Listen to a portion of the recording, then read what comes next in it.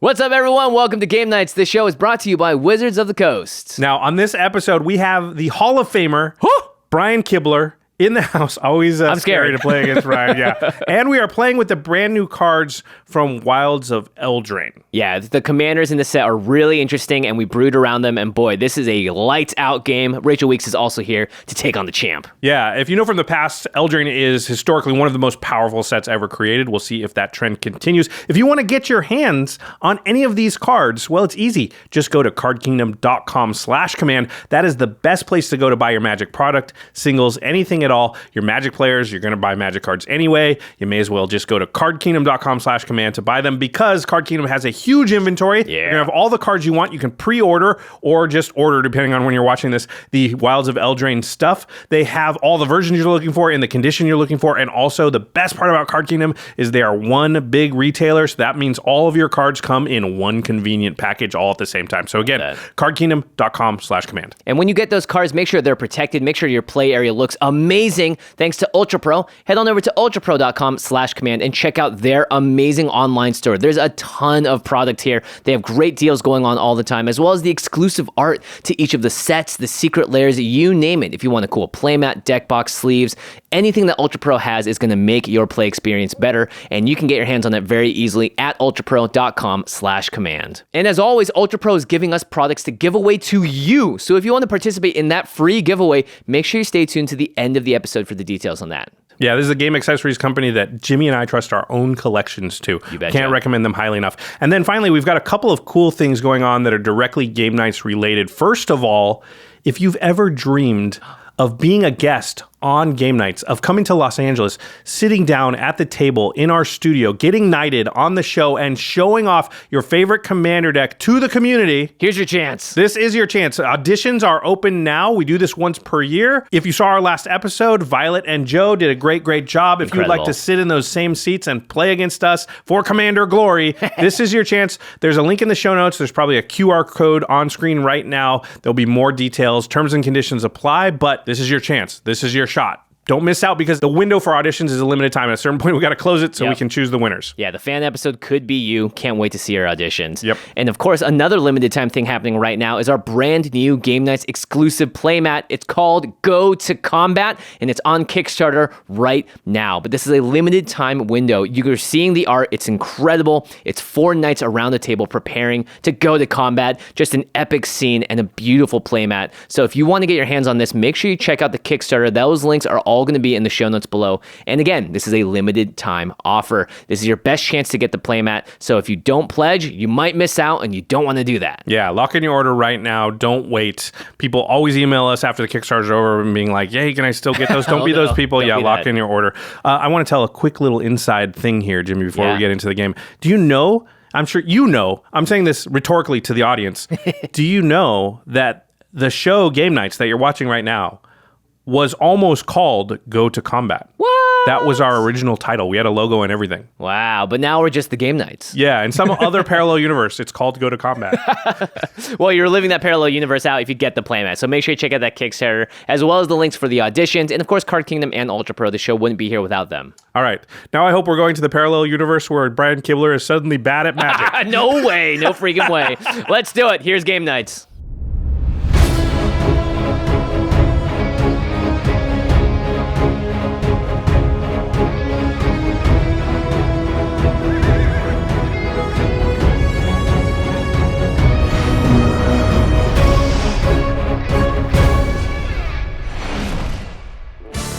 How's it, everybody? Welcome back to another episode of Game Nights. On this one, we have a really amazing and incredible returning guest. It's been a while, though. The one, the only, the legendary. Hi, everyone. I'm Brian Kibler. You may know me from my time on the Pro Tour. I'm a 2-time Magic Pro Tour champion, as well as a member of the Magic Pro Tour Hall of Fame. These days, I have my own Commander show, Commander at Home, and I'm also very good at flicking cards.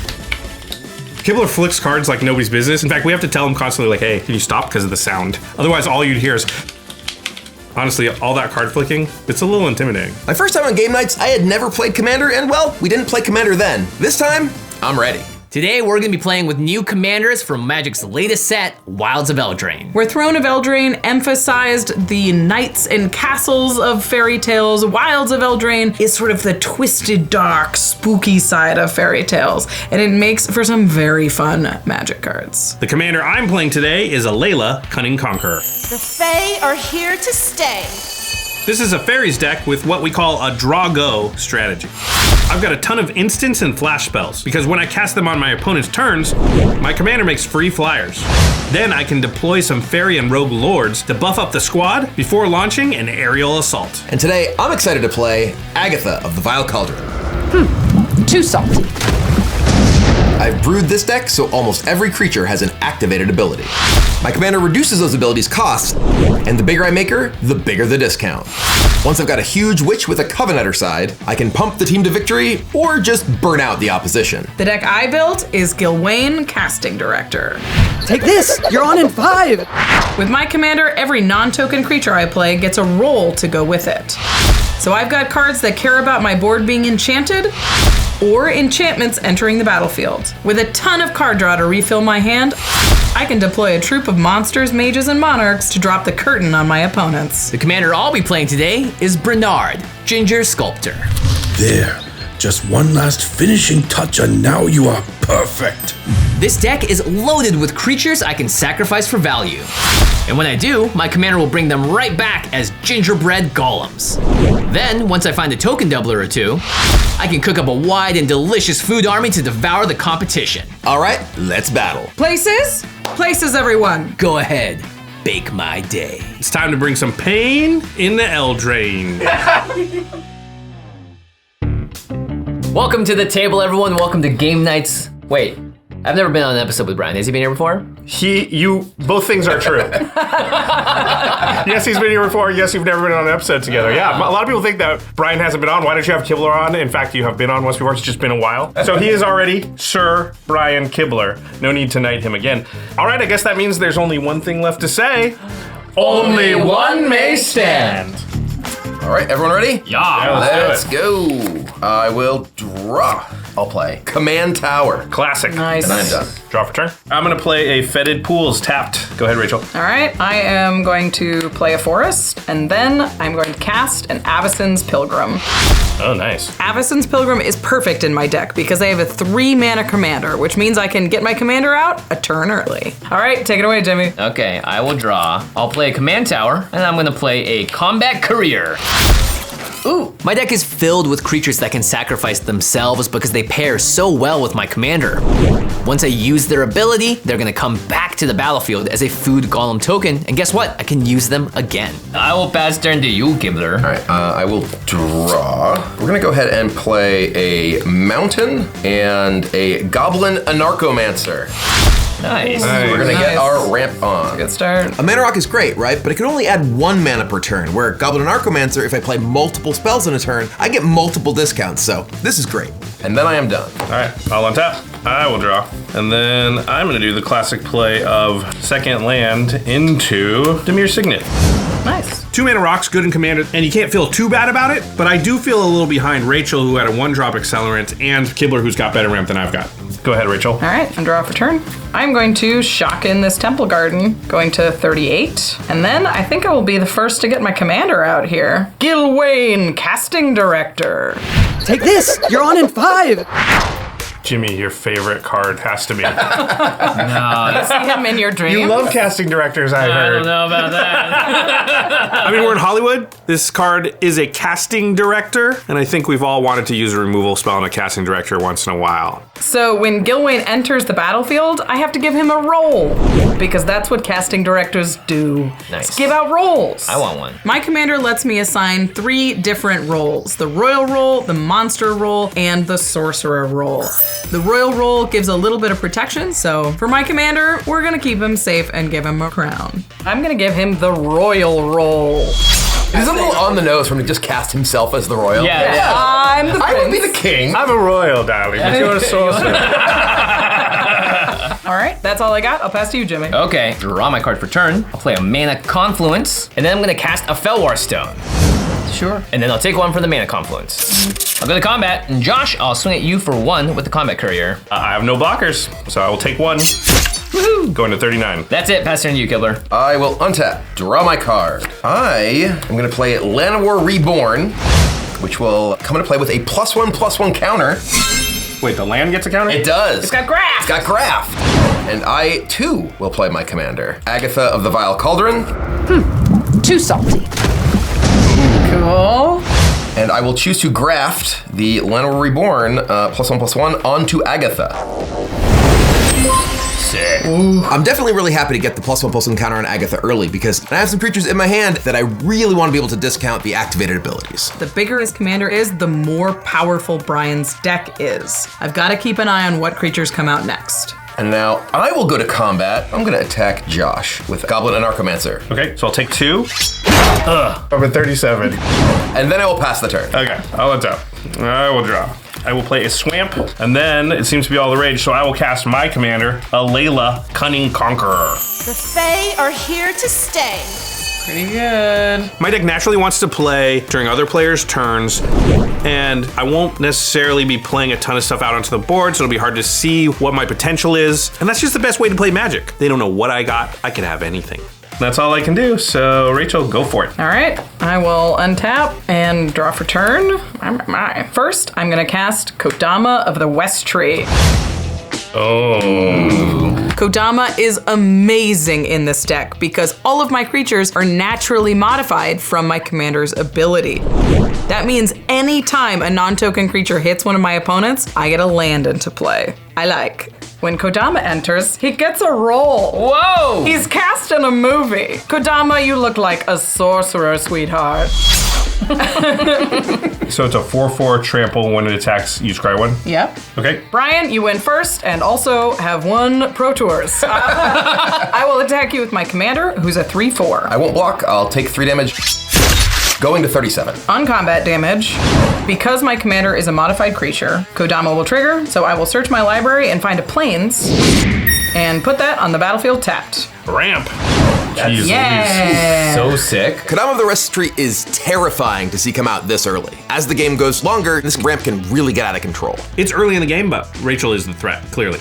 Then I will play a Temple of Plenty, and I will scry. I will leave that on top and pass to you, Jimmy. All right, I'm gonna untap my stuff and draw my card for the turn. I will play a Deserted Beach as my land, and then play an Esper Sentinel. Ooh. I heard that card's good. So this Esper Sentinel particularly bad for me because Esper Sentinel triggers once per turn per player. Normally that doesn't matter, but my whole plan is to play stuff on my opponent's turns. That means I could potentially trigger this 3 times a rotation for Jimmy. And then I'm gonna tap 3 mana and also play the Ranger Captain of Eos. Nice, that card's good too. I will search my library for a Selfless Savior. Nice. Bark. I love this card because its sacrifice ability is particularly good against someone like Josh, who's looking to cast non-creature spells all the time. This can really put a damper on his plans, but also protect something that I'm trying to do on my turn. And I'll take 1 from the mana confluence, going to 38. All right, I'm not gonna make any attacks, so I'll pass the turn to you, Kibler. All right, I will untap and draw, and then I will play Witch's Mark. Oh. I will discard a Steel Hellkite Whoa! and draw 2 cards. And I will put a Wicked Roll on Agatha, which seems appropriate. Cool. This makes Agatha 3/3. Oh. So Witch's Mark is doing a couple things for me. It draws me some cards, gets me deeper into my deck, makes those activated abilities cheaper, and also puts a card in my graveyard, which I may have future schemes for. Oh, see, everybody's getting rolls. Brian, that would trigger my Esper Sentinel. Would you like to pay 1 mana? I'm gonna say no, you can have your card. That's a good idea. I would draw a card. I will then play Agatha's Soul Cauldron. Oh. There may have been a plan here. So Brian just discarded a Steel Hellkite, which means that he can now give the activated ability of a Steel Hellkite to any of his creatures. that is so powerful. And it means if he connects with a single creature with a +1/+1 counter, he could blow up all of my roll tokens for free. This card's also really powerful against Jimmy's deck because his deck relies on bringing creatures back from the graveyard after they die. So I can have some tricks waiting for him if he's the one who tries to get tricky. Jeez Louise. That is wild. And then I'll play Temple of Abandon next, and I will scry 1. I'll put that on top. Okay, I don't want to attack and potentially trade with Kodama, so I'm gonna attack Josh with Agatha. Threat of activation. I will not block. Okay, I'm gonna hold on to the Cauldron in case anything else goes to the graveyard, so just take 3 damage. Okay, I will take the 3 and go to 34. And then I'm done. All right, I will untap. I will draw. It's time for pass go. All right, I'm going to play my land for turn, which is a Polluted Delta. And then I'm not going to do anything predictably. I'm going to just pass it. This is exactly the kind of commander that you expect from Josh Lee Kwai. It rewards you for moving at instant speed. We know it's going to be interactive, and he's going to have a ton of chump blockers. I know that he's going to be holding up mana to counter spells, and that's annoying, right? It means that I have to keep paying attention to all the mana he has open and really worry about what he's going to play. Okay. Scared. Rachel, go ahead. Okay, I will untap, and I will draw for turn. I am going to cast Eidolon of Blossom. Wow, this Enchantress effect is just nuts for Rachel. Whenever she casts a creature, her commander is gonna place an enchantment on the battlefield. That means she's drawing cards left and right. This is a great way for Rachel to solidify her engine. 2 of the most powerful things in Magic, ramp and card draw. Now Rachel's got both. This is bad. So that'll trigger my commander, and I will assign them the role of a royal. Ooh. So now it is a 3/3 with ward 1. So 2 enchantments entered the battlefield. So I draw 2 cards. What? And then I will go to combat. Kibler, I'm gonna attack you with both Kodama and Gylwain. A 3/4 and a 4/4. Both have trample. Uh-oh. An attack trigger because of the sorcerer roll, and I can scry 1. I am just gonna shuffle, so on top is fine. A combo. Yep. I have no good block, so I will not block. And I take, I believe, 7 damage. Hold on a second. This is really the control deck's game, right? It's like pick and pop the important stuff. You can't stop everything in Commander because there's so many players, but what you're trying to do is threat assess what is too good to let happen. This is too good. I can't let her have extra lands. She's got a lot of card draw now, and with a lot of mana, feels like a bad idea. Mm-hmm. So before damage, I'm going to cast the adventure side of Brazen Borrower, and I'm going to bounce the Kodama back to your hand. That is fair. Kodama will no longer be a sorcerer. All right, and because I cast a Virtus Adventure side, it's gonna be exiled, but I can cast the creature side later. Josh bouncing this Kodama sets me back a little bit, but honestly, it's not that bad. I'll just play it again next turn and draw a card off of Eidolon. Okay, and that is a spell I've cast on another player's turn, so I will make a fairy. And Jimmy, I'm not gonna pay for the Esper Sentinel, so you can draw. Oh, yes. So much mana left, too. I wonder if Josh is up to something. You still have 3 coming, Kibler. So I will take 3 damage, going to 34. But no land searching. Yeah. Drat. And then I'll cast Orochi Mergekeeper. If it's modified, it taps for 2 mana. Oh. It's cute. I think it's gonna be modified. I will give it the Royal Roll. And that roll token will trigger my Eidolon, so I will once again draw a card. Oh my god. Pretty good. I will pass. All right, I will untap all of my stuff, and then I'm gonna draw my card for the turn. First things first, let's go ahead and cast my commander, Brenard, Ginger Sculptor. There.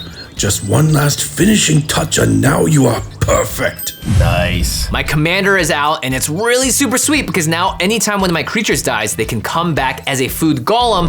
This means I get double the usage out of all of my sacrifice abilities. However, Kibler still has that cauldron. My deck is completely built around my commander's ability, so if Kibler is able to stop that from happening, I really have no plan. I'll lose 1 life from my mana confluence, going to 37, and then I'll cast our good boy, Selfless Savior. Ooh. So this card seems really good with Jimmy's deck because all he wants to do is save his commander. All the other stuff that dies will just come back as food tokens. So that's what I'm worried about now is Jimmy's got board wipes, and I'm just gonna have to be aware that that kind of stuff can happen and just watch out for it. You can't possibly sacrifice that dog. Oh, you just wait and see, Kibler. All right, let's go to combat. I think I'm gonna swing my Ranger Captain of Eos at you, Rachel. That is fair. I like my Eidolon. I will take 3. Going to 35. Okay, that's gonna do it for me. I'll pass the turn to you, Brian. During your end step, I will activate Soul Cauldron to exile Steel Hellkite. And I'll put a +1/+1 counter on Agatha. Now Agatha has the ability of Steel Hellkite. Oh my god. Oh, jeez. That's it, pass turn. All right, let's untap and draw. And then I will play Guardian Project. Oh, that card's good. And that costs 3 mana because of Goblin and Archomancer. Brian, that's gonna trigger my Esper Sentinel. I will not pay. Wow, you're such a nice guy. And then I'll cast a Flamewave Invoker, which costs 2 because of Goblin and Archomancer. That will also trigger my Guardian Project, and I will draw a card. Nice value. So this is exactly the kind of activated ability that I am worried about in Kibler's deck. With the reduction from his commander, it just means he can activate it 5, 6, 7 times. It's possible that somebody's just dead out of nowhere. Oh, you can activate it multiple times in turn? Oh, yeah. Red. There might be plans going on here, but we're not there yet. We're not there yet. Agatha's not that big yet. Yeah, we're looking at a scenario where just pumping Agatha a little bit more, Kibler can start to threaten to knock people out of the game. Because with that Soul Cauldron, all he really would need is like 8 mana at a certain point, and that point is not very far off.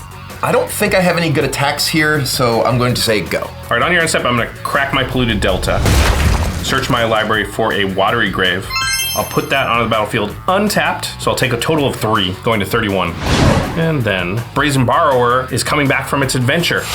Oh. Welcome back. Do you have a good time? Any great tales to tell? Have one of the Starbucks coffee mugs. Like an Eldraine snow globe or something? Like, Yeah. That is the first spell I'm casting during an opponent's turn, so I will make another fairy. And then I will go to my turn, and I will untap. I will draw. Nobody has flying blockers? No. Oh, that's interesting. Uh-oh. I will cast a Grim Hireling. That seems good. So Grim Hireling makes 2 treasures for each player that Josh deals combat damage to. So that means he wants to attack each of us with at least something, so he'll get 6 treasures in a single turn. Oh look, none of my opponents have flyers. I just have free attacks on all of them. How did that happen? All right, I'll go to combat. I'm gonna swing 1 fairy at each of you, but the Brazen Borrower will go at Kibler because he's hit me the most. That's fair. No blocks. I will take 1, going to 34. I'll take 1 going to 36. I will take 3 going to 31. All right, so on damage, there's a few triggers. I hit 3 different players, so Grim Hireling will trigger 3 times. Oh my gosh. And I will make 6 treasure tokens. What? That's fine. He's rich! I have a lot of sriracha, look at that. And then I hit each of you with a fairy, which means my commander's second ability will trigger, and you get to goad 1 of each of your creatures. So Rachel, I'm gonna goad the Eidolon of Blossom. That is wearing a royal crown, so you have to pay an additional 1 to make that happen. I will pay the 1. Thought you might. And then Jimmy, I will goad your commander. Okie dokie. And Kibler, I'm gonna goad your commander. All right. Yeah, that's how the deck operates. I will pass the turn. Pretty good. Wow. Think of how powerful this attack is. I goad all the biggest stuff, make my opponents, they're gonna have to attack each other. Make 6 treasure, I get a little bit of damage in. It's going about as well as it could possibly go. Let's just say that. I will untap, and then I will draw for turn. Okay, well, I'm certainly not going to get through this game without casting this card, because I'm so excited it's in here. Okay. That makes me terrified. You're gonna be excited. I'm gonna cast Grond, the Dawnclad. Whoa! I feel like I was lied to. When Grond enters, he too will become a royal. I love Krond in this deck because it comes with an aura attached from my commander. Plus, it's a huge vigilant flyer, which means I've got a great attacker and some blocks against Josh's flyers. Once again, an enchantment has entered, it will trigger my Eidolon, and I will draw a card. Then, my Eidolon is going to war. It is goaded. Its only attack that is at least annoying is Jimmy. Yep. My attacks with the Eidolon aren't great right now, but I know at least if I send the Eidolon at Jimmy, he'll have to lose something if he wants to kill my Eidolon. I'm hoping he just chooses not to block. Block my commander, sack my Selfless Savior, but then I lose my Selfless Savior. This combat is really important because getting rid of Rachel's Eidolon is great for everyone else at the table. I have a block with my commander, and I have a way to make it indestructible so it survives through it. However, Kibler still has that Cauldron, and that's gonna really mess up my commander's ability if he decides to get rid of my Selfless Savior before I can bring it back to the battlefield. Brian, your cauldron can eat my Selfless Savior before it comes back. Oh, and then it gives the activated neat. ability of Selfless Savior to Brian's creatures too. That have counters on it? Gross. So then it's almost in my incentive not to block. Because I really lose a lot. How about I won't eat your thing if you kill our Eidolon? I feel like if I don't make this deal, Jimmy probably won't block. He'll just take some damage. So I think it's important the Eidolon gets removed, and I'm willing to give up the activation of the cauldron to do that. Okay, I think that's a good deal. Fist bump. Boom. Sick. And Josh, you have anything to say about this? Well, I'm just horrified that he was even considering eating the dog. Yeah. Okay, I will go ahead and block your Eidolon of Blossoms with Brenard, Ginger Sculptor. Okay. And before combat damage, I'm going to sacrifice my Selfless Savior and give it indestructible. Okay, so I know you all just made this deal. I'm about to cry. So Jimmy did block. It's not exactly what I expected to happen, but I really, really need to keep this Eidolon in play. I'm gonna have to make a move. It is in my interest to keep the Eidolon of Blossoms. Oh. So I am going to attempt to throw Iganjo, Seat of the Empire, at your commander.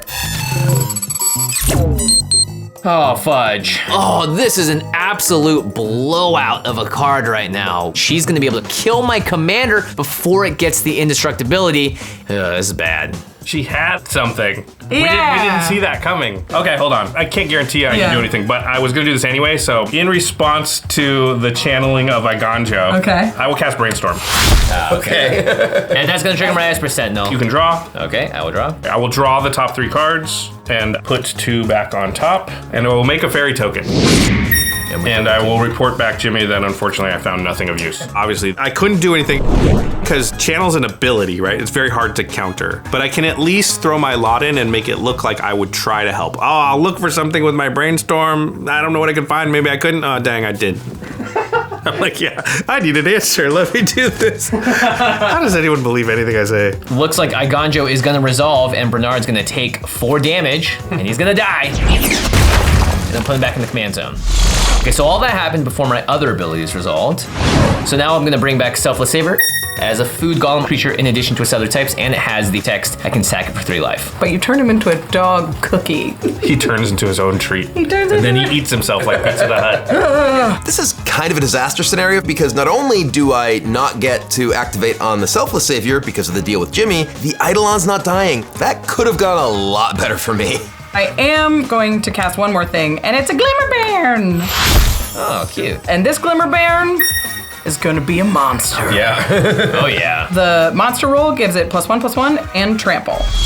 Now, with the monster roll, it will be impossible to block this thing. I'm gonna have tons of roll tokens to sacrifice at instant speed, which means I have a free attacker for when my Kodama comes down. An enchantment did enter the battlefield, so I will draw a card from my Eidolon of Blossoms, which is still around. Oh dear. That's what I got. I will pass to you, Jimmy. I guess I'll untap and I will draw my card for the turn. And then I'm going to first play a Soul Ring. And then I'm gonna tap all my lands, taking 1 from Mana Confluence, going to 35, and I'm gonna recast Brenard, the Ginger Sculptor. Ooh, sweet. And that's gonna do it for me, past turn. No land. No. I mean, it's good he got a Soul Ring because he doesn't slow down in mana, but missing land drops, ultimately you don't win a lot of games where you miss more than a couple. I thought I was gonna be totally fine with that Esper Sentinel, and I've drawn a bunch of cards already. Doesn't feel good at all. On Jimmy's end step, I will use Agatha's Soul Cauldron to exile the Brainstorm from Josh's graveyard. It is exiled. And then I will untap and I will draw. All right, I will play Svella Ice Shaper. And it will trigger my Guardian Project and I will draw a card. Nice. Okay, so my Agatha is goaded. Don't look at me, Brian. Listen, I can't attack into the 7/7, okay? Maybe you could. Yeah, we did, come to the agreement that I wouldn't eat your thing. Can I just get my Agatha to hit you? I won't do anything else to you. Yeah, do not activate the Steel Hellcat on Agatha, please. I will not. This is the great thing about Goad. I started this, I pushed the first domino, but now all my opponents are having to interact and deal with it and how they get rid of each other's stuff and use their resources. And I'm just sitting over here, just watching. Alrighty, fine. I will take 4 damage and go to 31. And then I will play Kumanu Battle Armor. It is a creature, so I will draw a card from Guardian Project. Yeah, this is a really interesting card and pretty smart by Kibler because the reconfigure is an ability that gets reduced by Agatha, and then when you put this on Agatha, her power gets bigger and reduces the cost of all his other activated abilities. And now his commander is already at a point where that Flamewave Invoker next turn is looking super threatening. And then I'm going to be done. All right, on your end step, I'm going to sacrifice 5 of my treasure tokens. Whoa! Boy. And I am going to flash in Nimrus, Una's Trickster. It'll trigger my commander. I will make another fairy. Talk about value. At this point, every spell Josh plays on an opponent's turn gets him a fairy and draws him a card. This is a very scary engine he's developing. All right, I may do something now too. Grim Hireling is really scary. So now that Josh is tapped out, I have the chance to kill it without him being able to play a counterspell. I'm going to send this enchantment on an adventure. Oh. And deal 2 damage with Embereth Blaze to the Grim Hireling. Yeah, I can't do anything about that. My Grim Hireling will die. This is very smart from Kibler. Waits till the blue deck shields are down and then removes a very important piece. I did already get 6 treasure off of it, but I was hoping to get more. So yeah, this definitely hurts. That will trigger Esper Sentinel. And I will pay the 1. Nice. That's so cool, dude. So now Virtue of Courage will go into exile and I can cast that later. Okay, all done? Yes. All right, I will untap and I will draw for the turn. And I'm going to play Pact of the Serpent. Ooh. I will choose creature type fairy and I will target myself. Besides the Grim Hireling, nobody's really messed with my board at all. And it means I got a lot of fairies sitting around. And now I turn all of that into card draw. Ooh, boy. Nice. Wow, you. That is going to trigger Esper Sentinel. Yep, you can draw, Jimmy. Only feels fair. I'm about to draw 7. I'm so glad that Grim Hireling is now gone because Josh just drew a ton of cards, and that is not what you want to see with also a bunch of treasures, too. Probably a good idea you killed that Grim Hireling then, huh? Yeah, I feel pretty good about that choice. I will also take 7 and go to 24. So many cards. I drew 7 cards. I'm not actually feeling great though, because most of the cards I just drew, 5 out of the 7 are lands. So now I just look scarier than I am, which is the last thing I want. I'm gonna go to combat. And Kibler, I'm gonna attack you with the Brazen Borrower and 2 Fairy Rogues. Okay. And Jimmy, I will attack you with the other 2 Fairy Rogues. Okay, I have no flying blockers, so that means I'm gonna take 2 damage and go to 29. And I will take 5 damage and go to 26. So I can only goad 1 thing from each of you. Jimmy, I'm gonna do the Esper Sentinel. Okay. And Kibler, I'm gonna do the Flame Wave Invoker. Okay. And then I'm gonna play Talisman of Dominance. And then I will go to my end step, and I have 8 cards, so I will discard a swamp. Go ahead, Rachel. Okay, untap. Go to draw. First things first. I'm going to cast a Wild Growth. And I will target Boulderloft Pathway. When that enters, the Eidolon of Blossoms will trigger, and I'll draw a card. That's gonna trigger my Esper Sentinel. It is. Go find a land, Jimmy. Wow. I haven't drawn a land yet. So Man. Then I am going to bring back Kodama of the West Tree. This time, Kodama will join the royal family. Once again, an enchantment has entered. It will trigger my Eidolon, and I will draw a card. Not bad. I am gonna go to combat, and I will send Krond at Brian and the Glimmer Baron at Jimmy. Krond's attack trigger allows me to exile target permanent, and Kibler, I've got to get rid of that Cauldron. So Kibler has a lot of things on his board that I'm scared about. I think if I get rid of the Cauldron now, it reduces the number of red mana sources that he has to activate the Invoker, it gets rid of the Steel Hellkite, and it's buffing his commander all the time. Kibler will be a little bit less of a problem overall. Before it goes away, I am going to use the Cauldron one last time. Do it. I'm going to exile the Grim Hireling and put a counter on Agatha. And then this will go to exile. All right, I'm going to block the Glimmer Baron with my Esper Sentinel because it's already goaded. Because of my commander, any creature I dies comes back as a 3/3, which is super good with an Esper Sentinel because it cares what its power is. So I'm gonna mitigate a teeny amount of damage here, but more importantly, I'm gonna get an Esper Sentinel that guaranteed no one's ever gonna pay for. So Jimmy, you will take 1 trample, and Kibler, you've got 7. I will take 7 and go to 19. Ow! And I'll take 1 and go to 28. My Esper Sentinel will die.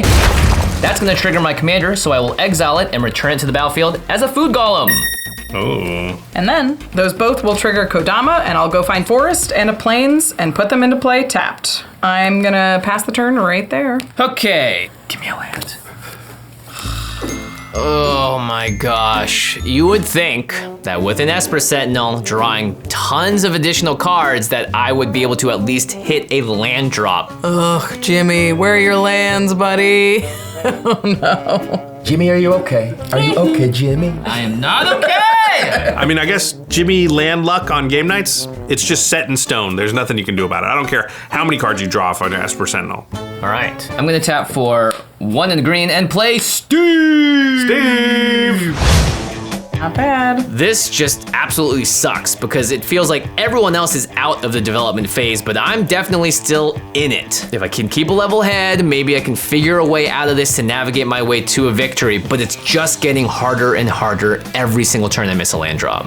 I'm just gonna go to my end step and I'm gonna discard 2 cards because I have 9 cards in hand and haven't drawn anything. Oh my god. So I'll discard an Oron Frostfang and a Living Lectern. Okay. And then I'll pass turn to you, Brian. All right, I will untap. I will draw my card. I'm going to start by equipping battle armor to Agatha. That makes Agatha 7 power, which means that my Invoker is 1 red to activate, Svella is 2 to activate. It's all pretty good. Right now, my commander is big enough to activate Flame Wave Invoker for cheap, but it doesn't do much because everyone else has a lot of life to work with. So if I can just hold on for 1 more turn, I might have this one in the bag. I feel like this Krond is gonna come after more of my stuff if I don't do something. So I'm gonna cast Decimate, and I will target Krond, the Royal Roll on Eidolon of Blossoms, the Pathway enchanted with Wild Growth, and finally, I will target Esper Sentinel. Ugh. I'd love to blow up the Eidolon, but the ward on it and the Krond really mess up my mana, and I got other things to do. But I at least want to make the Eidolon of Blossoms easier to remove after this and really take Rachel down a notch. Casting Decimate will trigger my Esper Sentinel. I'm not gonna pay. Okay. This doesn't feel great, but luckily I can basically nullify this whole spell in 1 fell swoop. Well, seeing as this is targeting a lot of my stuff, I'll cast Heroic Intervention. Heroic Intervention. Ugh. So now my Decimate will kill none of Rachel's things. But at least Decimate is still gonna kill Esper Sentinel, right? You have to pay 3 for that Esper Sentinel? You can have it, Jimmy. All right, I will draw for that. All right, Heroic Intervention will resolve. I'm not gonna respond to that. Jeez. I'm really worried about what Josh is holding up right now. So I'm gonna do something that is gonna force him to take some action, and then I'll know for sure whether or not my plan to keep my Esper Sentinel around is gonna work. I will respond to the Decimate. I will sacrifice my Ranger Captain of Eos. So opponents can't cast non-creature spells this turn from here on out. That will force your hand, Josh. Well, I better cast a non-creature spell before that Ranger ability resolves, so I'm gonna cast Capsize on Agatha. If it wasn't for the Ranger Captain of Eos, I wouldn't be doing this right now, but I need to cast a spell in order to get a fairy, so I'm sorry, Kibler. It is the biggest threat on the table to me, though. On cast, that's gonna trigger Esper Sentinel. Oh, right. Yep, you can draw. All right. And I have 2 triggers. I will make a fairy from my commander. And then Nimrus is gonna trigger. So I will look at the top 2 cards of my library. I'll put this in my hand and I will put an island into my graveyard. All right, now we're down to Capsize, targeting Agatha on the stack. Kibler, you're up. Okay. This is ridiculous. Well, and there's still the Ranger Captain of the stack. Yeah. So Yep. in response to this, I think I'm gonna have to activate Svella Ice Shaper. So I can look at the top 4 cards of my library and cast a spell without paying its cost. Okay. Before Agatha leaves, I might as well fire off the Svella activation. And who knows, maybe I can hit something that will let me keep Agatha in play. 1, 2, 3, 4. I'm gonna need a good one here. Okay, this is really scary here because who knows what Kibler's packing in his deck. Yeah, Svella activations are very scary because, I mean, you can get anything, right? Let's just hope it's not too bad. Where's Jimmy? He's usually so punctual. Yeah. Hey, sorry about that. I was just getting my deck together, or most of it. But that's just a really big stack of envelopes. I prefer to think of it as pre-sleeved. Well, where's your commander? Let me check. Tracking says he's in shipping label created. Jimmy, you really gotta use Card Kingdom. They send all of your cards in one convenient package. No dealing with tons of envelopes or wrangling all those tracking numbers. And Card Kingdom's shipping is super fast, so you can be sure you'll have that new deck ready before your next game night. And if anything ever goes wrong with an order, their customer service always goes above and beyond to fix it. All right, that settles it. I'm using Card Kingdom from now on. But for now, is everyone ready to play? I guess. Do you even have a keepable hand? Hang on, I gotta shuffle. Get your cards in one safe, easy package with Card Kingdom. When you go to cardkingdom.com/command, you can support the show while shopping from Card Kingdom's huge selection of singles, sealed product, and more. Again, that's cardkingdom.com/command. Mint Mobile presents The Tale of Garrick, the Cursed Huntsman.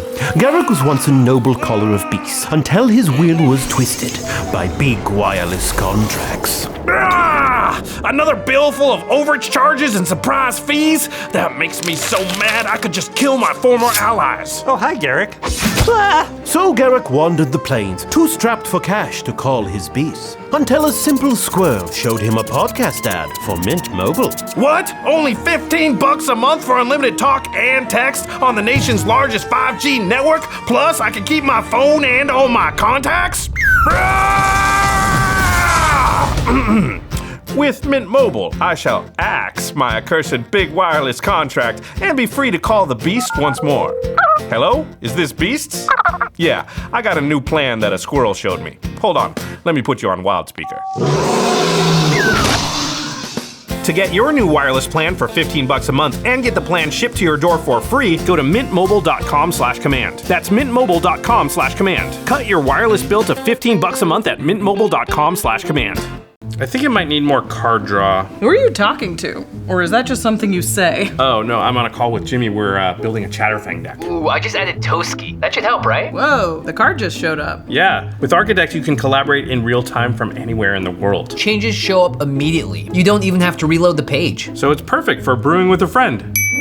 This is cool, but isn't Jimmy just upstairs? Yeah, but I'm downstairs right now. I ain't coming downstairs. Architect is the best place to browse, brew, and playtest commander decks. Just go to architect.com/command zone to get started. That's archidekt.com/command zone.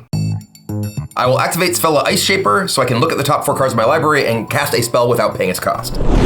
Pretty good. Before Agatha leaves, I might as well fire off the Svella activation and hopefully hit something big. Heroic intervention?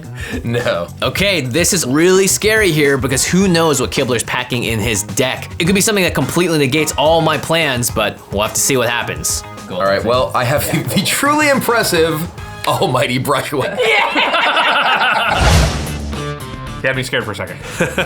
Well, on the level of bad to not bad, that's not bad. It's not scary. That was, yeah, it's not great. Sorry, Kibler. Of all the cards you can pay without paying its cost, Almighty Brushwag. Imagine a world where Almighty Brushwag is the best thing you can do. That's the world I'm living in right now. If this turn could go any worse for Kibler, I don't know what would have to happen. This is pretty bad. I will draw a card from Guardian Project.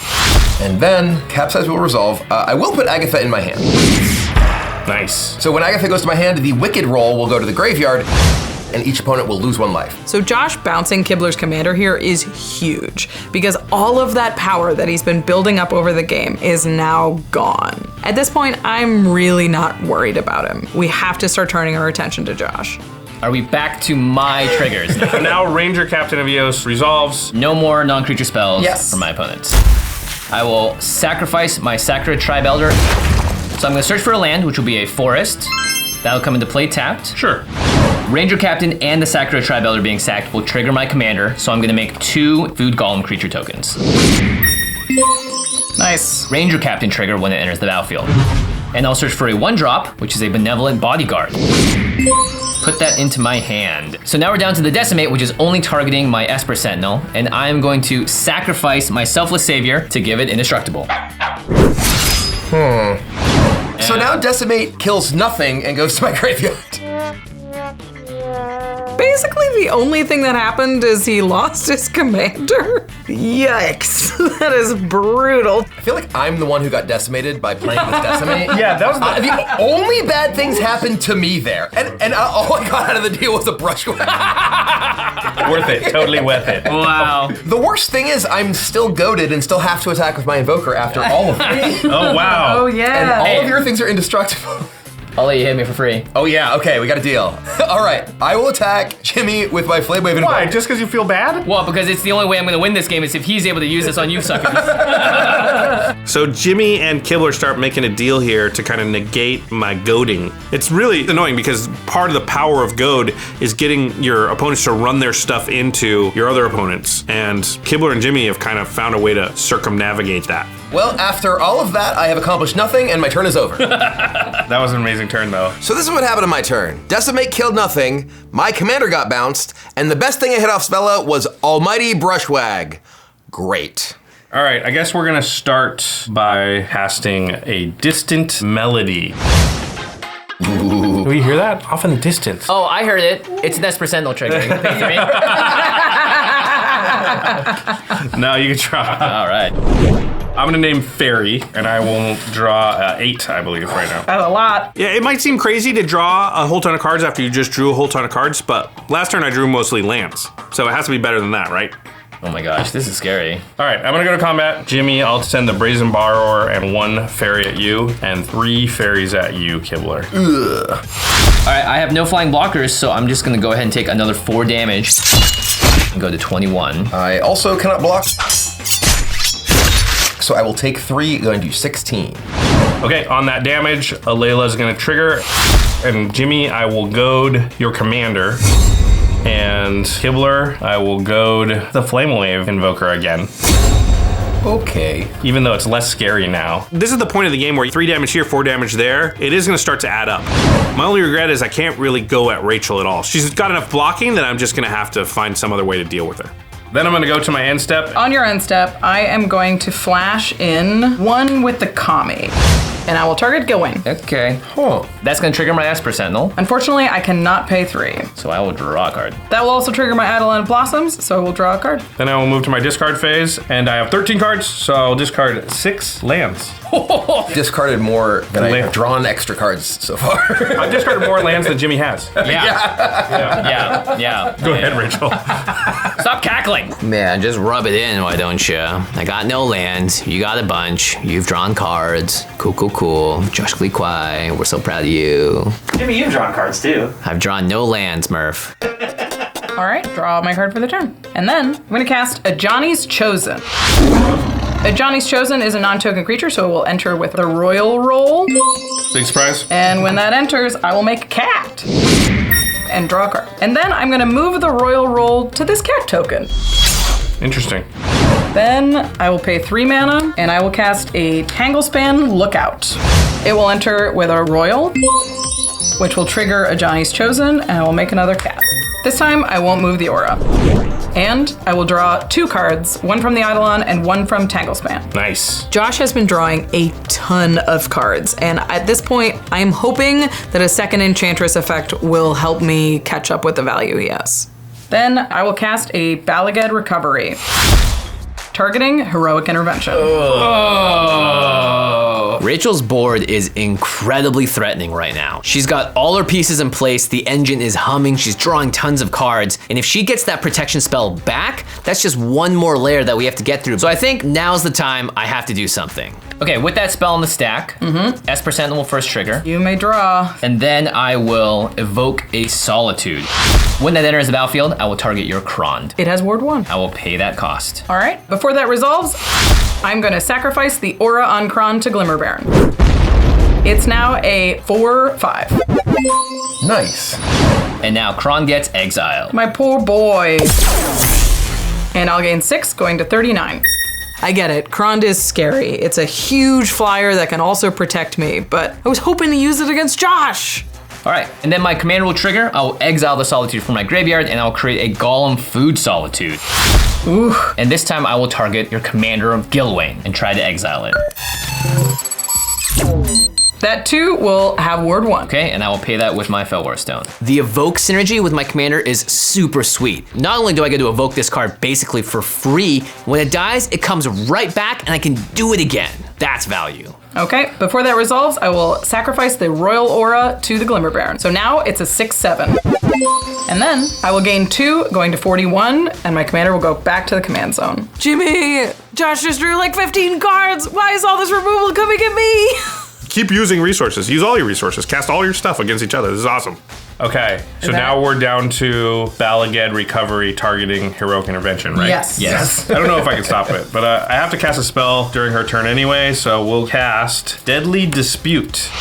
And I'll sacrifice a Fairy Rogue as the second part of that cost. Alela and Nimrus triggers, so I will make a Fairy Rogue, and then I will resolve the Nimrus trigger. I'll look at the top 2, and I'll put this one in my hand, and I'll put Farsight Ritual into my graveyard. And Josh, my Esper Sentinel also will trigger. Yeah, you can draw, Jimmy. Okay, thank you. And then I will make a treasure token, and I will draw 2 cards. All right, and now you will get Heroic Intervention back to your hand. Great. Finally. So at the end of all of this, I have a Heroic Intervention in my hand, and I still have my card draw pieces on board, but I don't have any enchantments or creatures in hand. This went as bad as it could have possibly gone. I am going to go to combat, and Jimmy, for those solitudes, I will attack you with this 6/7 Glimmer Baron. It's got trample already, so I'm gonna clear it no blocks. Before damage, I'm gonna sack the royal tokens on my cat, lookout, and merge keeper. So give +6/+6? Yep. So that will be 12 damage. Okay, I'm gonna take 12 and go to 9. Oof. That's a lot of damage from Glimmer Bear! That will trigger my Kodama, so I will go get another basic land. And then, gotta hold up mana for this Heroic Intervention. I'll pass. Yeah. It's still good even though we know about it. I know, That's how good the that thing. card is. Yeah. On your end step, I'm going to activate my Combat Courier, sacrificing it to draw a card. When I do that, it's gonna trigger my commander, so it's gonna return to the battlefield as a food golem. It just went out to get some food. Okay, I'm gonna untap all of my stuff and then I will draw my card for the turn. I will start things off by tapping for 4 mana and I'm gonna cast an Anointed Procession. Oh, Oh dear. Now it's time to really start cooking in the kitchen, because now when a creature dies, I don't get 1, but 2 copies of it back, and that means I'm just gonna be filling my board state up with creatures that all have a ton of value generation on them. So let's do that. And then I'm going to tap 3 mana and bring out Uro, Titan of Nature's Wrath. Oh, jeez. Good. When that enters the battlefield, I'm gonna gain 3 life, draw a card, and then I can put a land card from my hand onto the battlefield, and I will do that. Nice. Because Uro didn't escape, it's going to get sacrificed. When that happens, it's gonna trigger my commander, and then I'm going to create not 1, but actually 2 copies of it thanks to Anointed Processions. Oh my gosh. That seems good. Jimmy's engine is now fully online. Any creature he has, he can make tons of copies of them, and he's got onboard protection still. I am feeling outclassed. This is a big turn for Jimmy. He's making a comeback here. So I'm gonna gain 6 more life, and I'm gonna draw 2 more cards and put up to 2 more lands on the battlefield. Value. Oh, come on. You did not hit a land. No. Oh my god. The amount of cards in your hand. That's unbelievable. Oh my gosh, I still can't hit lands, and I've been drawing so many cards. It's insane. Just look at my hand size. But guess my deck just has it out against me. Well, gaining 9 ain't nothing considering you were at 3 more cards. Yeah, but no lands there. That is brutal. So The stupid. Jimmy curse. These copies of Uro, because again they did not escape, will get sacrificed when they enter the battlefield. Oh, Wow. man. Kibler, if I swing at you with Brenard, what happens? I mean, you chose not to block my flame wave, so I'm happy to take that damage from that. Okay. I mean, I am at 16. I'm still not happy, but I'm willing to. Yeah. Can we make an agreement that you won't block my evoker too? Oh, totally. All right, good. Yeah. I'm totally happy to make a deal to not block the goated creatures because, well, it's the only thing that seems like it could keep me in this game. I don't have very much life to work with, so this may be the last time we can make this deal. All right, I'm gonna go to combat, and Kibler, I will swing my goaded Brenard at you. All right, I will stay true to our deal, and I will not block. I'll take 3 and go to 13. All right, I'm gonna move to my end step. If no one has anything to do, Josh. On your end step, I am going to pay a blue and cast Consider. and I will not pay for the Esper Sentinel. On that cast, I will make a Fairy Rogue, and then Nimmer's Trigger. I'll look at the top 2. Though this pains me, I will put a Black Market Connections into the graveyard. Then the Consider will resolve. I will consider the top card of the library. I'll put that in my hand. I will now go to discard and discard 8 cards. None of them lands. Not a single land, yeah. Oh boy. Okay, I will untap. I will draw my card. And then I will play Rhythm of the Wild. Oh. All right. Esper Sentinel trigger. I will not pay. This is really good in Kibler's deck because it will pump Agatha, but also anything that taps to do its thing can get haste and therefore be used right away. Removing Agatha set him back, and I'm sure we don't have to worry about him this turn. I guess before I go much further, we're gonna go ahead and just attack Flamewave Invoker as it is goaded at Jimmy. No blocks. All Take right. 2, go to 16. I will then spend 4, and I will play Vorinclex. Whoa! I will search my library for 2 forests, and I will put them into my hand. Yep. I will then draw from Guardian Project, and then Rhythm of the Wild will trigger, and I will put a +1/+1 counter on Vorinclex. Cool. So Vorinclex is mostly in this deck because of its expensive activated ability to flip and get all kinds of power. But that's not what we want right now. What we really need is just a creature that can block flyers, and Vorinclex is going to get that job done. I will then once again play my commander, Agatha of the Vile Cauldron. I will draw from Guardian Project and put a +1/+1 counter on it from Rhythm of the Wild. All right, so now your activated abilities cost 2 less. They currently cost 2 less, but I have no mana to activate anything, and I will pass my turn. On your end step, I will cast Fairy Mastermind. Utah. I will make a Fairy Rogue, then I will Nimrus. I'll put this one in my hand, and I will put Pongify in my graveyard. What's the other one? Graveyard. my. Josh discarding Pongify here is terrifying, because that means he's got some really good spells in his hand. I will untap, and I will draw. All right, I'm gonna go to combat. And Kibler, I'm attacking you with 2 Fairy Rogues, and Rachel, I'm attacking you with The rest. Uh-oh, this the is rest bad. minus Nimrus. I'm gonna block the Alela with my Kodama. Okay, Alela dies. Goes back to my command zone. I'll take 10, go to 31. And I will block a Fairy Rogue with Vorinclex. And then Kibler, one of my fairies dies. I will take 1, I will go to 12. Then I'm gonna goad the Vorinclex, and I'm gonna goad the Glimmer Baron. Sure. All right, second main. Jimmy's really getting going. We know that Rachel has Heroic Intervention in her hand. I've drawn a ton of cards, really filtered through my deck. I have the best stuff in my hand. So I just don't know how I can lose if I set us back to 0. All right, I'm going to play a Soul Ring. Esper Sentinel will trigger. You can draw. And then I am going to tap 3, and I am going to play Toxic Deluge. X is going to be equal to 5. Oh, come on. So I pay 5 life into the Toxic Deluge because I want my Nimrus to live. The downside is that Glimmer Baron and Vorinclex are also going to survive. But I'm a control deck. I have lots of ways to deal with singular things. Ooh, Heroic Intervention can't stop that. So I spent a ton of resources to get this Heroic Intervention back into my hand to protect my board, but unfortunately, Toxic Deluge gives them -X/-X. So even if they're indestructible, they still die. All I can do now is sack some auras and hopefully Glimmer Baron will survive. I will respond. Yep. I'm gonna sack the 2 Royal Auras to the Glimmer Baron. So it gets +4/+4. Yep. Nice. This Toxic Deluge is perfect right now because it's gonna clear the board and equalize things. But I have a way to protect my stuff, so I gotta make sure that Josh can't stop it from happening and have a perfect way of doing it. All right, in response, I'm going to sacrifice my Ranger Captain of Eos. Opponents cannot cast non-creature spells anymore from this point onwards. Okay, in response to that, I'm going to cast Plumb the Forbidden. Ah, cool. I'm gonna sacrifice all of my tapped creatures. Careful, you lose life. Oh. The value. The value. He's gonna. Print that. He's gonna do it. I've never seen them more like, but you know. But I kinda feel like I do have to. Yeah, that's But they're just gonna die. If I ever have the chance to draw a card and only pay 1 life, come on, full send, all the cards. I only know how to play one way, everybody. I'll sack all 8 of my tapped creatures.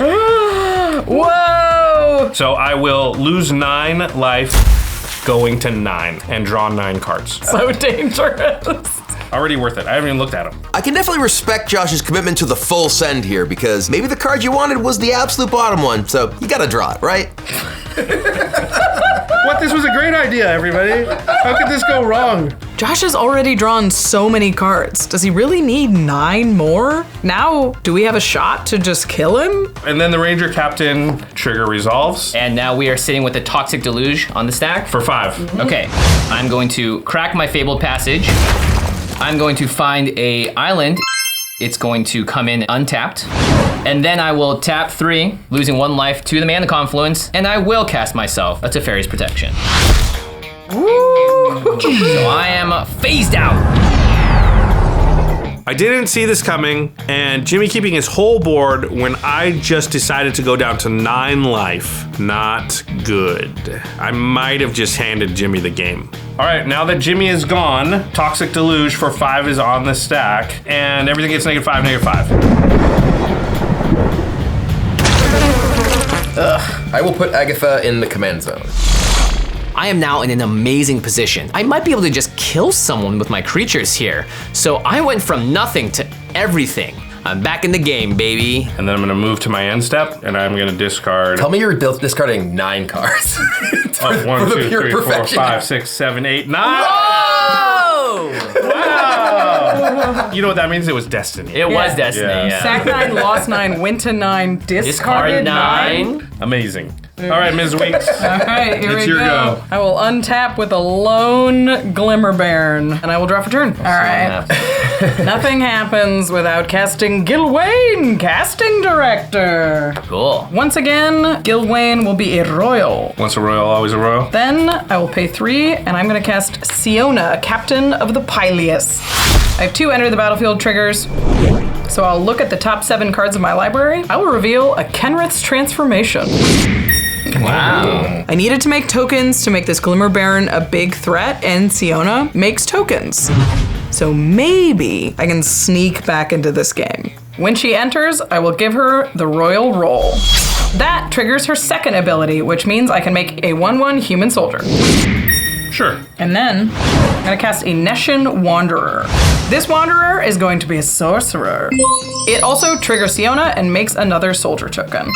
That will also trigger the Constellation, and I will look for a land. Nice. I will not find a land. Whiff. I will whiff. Woof. Then I will go to combat, and because my Baron is goated, this is coming at you, Kibler. I think that if I'm gonna do anything other than just die, I need my Vorinclex, so I'm not gonna block. Since you didn't block, I guess I won't sacrifice anything, and you can take 2. I will go to 10. Okay, pass. Okay. Oh boy. But for my untap, I phase back in. Welcome back. So Jimmy's untapping here, and he survived the Toxic Deluge by losing nothing. And I think it's pretty likely that Jimmy will try to knock out both Kibler and me this turn. So can we survive? We're both very low on life. Okay, I will tap for 4 mana, and I'm gonna play Nesting Dovehawk. Uh-oh. This card is terrifying right now because not only does Jimmy have an Anointed Procession, he also still has a Solitude. So he can just exile 2 things every single combat? That's not good. Okay, I am then also going to tap 1 and play a Benevolent Bodyguard.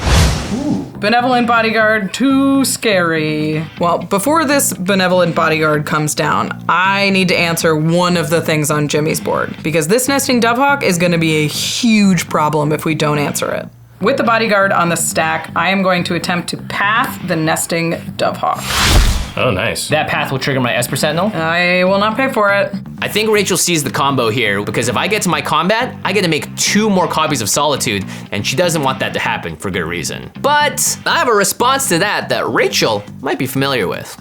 And then I will tap for 2 mana, and I'm gonna cast my very own Heroic Intervention.